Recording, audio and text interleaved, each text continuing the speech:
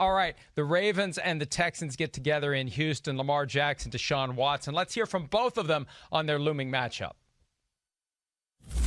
That's a great quarterback we're going against, and I say no because of how dynamic he is, and our defense got to prepare for him. But yeah, you can say that he's doing a great job for his team and the offense that they're doing, and making sure that they're putting players and the scheme around him, and he's doing a heck of a job and doing numbers in that offense. So he's doing a good job, and he's going to continue to do that. Two of the great quarterbacks in the NFL, and Lamar Jackson blessed with a great supporting cast. I believe if you flip the two, the Ravens would still be the Ravens and the Texans would still be the Texans, a cut below the best teams in the conference. But this is the chance for the Texans with a few extra days to get some redemption for what happened last year, 41-7 in Baltimore. Get some redemption for what happened week one when it looked like the Texans were playing a preseason game and the Chiefs were playing a regular season game. Look, it's 0-0 when the game starts and anything can happen. I just don't see the Texans being in the same class as the Ravens right now, Charean.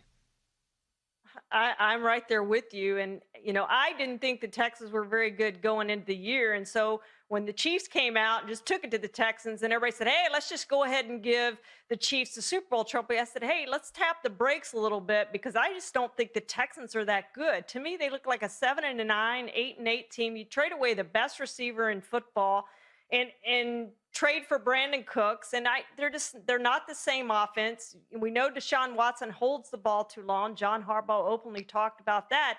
He holds the ball too long. The offensive line's bad. J.J. Watt's 110 years old, and he frankly, he's playing like it. I love J.J. Watt, but he's not the same guy he was when he was winning all those Defensive Player of the Year awards. This, to me, just does not look like a good team on paper. I just think they get crushed this week again. And it's unfortunate for them that they had to start against the Chiefs and the Ravens, who probably are the two best teams in football right now.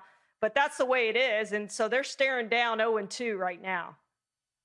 Charean, you start the week putting Baker Mayfield in a body bag. Now you're going after J.J. Watt. You are hanging around me too much.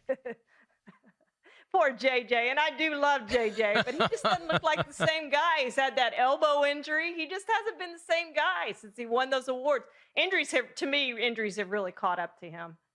Well, and I remember, and it's been several years now, he had a hernia and he got surgery in Philadelphia, and he told Peter King at the time he was in such a low point, he thought about just calling it quits then and there. And I admire him for, and I admire any of these guys, they bust their asses to get to 100%, knowing full well that when they get to 100%, they're going to cross that line, they're going to go out onto that field, and they're going to do something that's going to make them less than 100% and get them to have to work to get back to 100%. Hi, I'm Mike Tirico, and thanks for watching. Make sure to hit subscribe for the latest news and highlights from NBC Sports.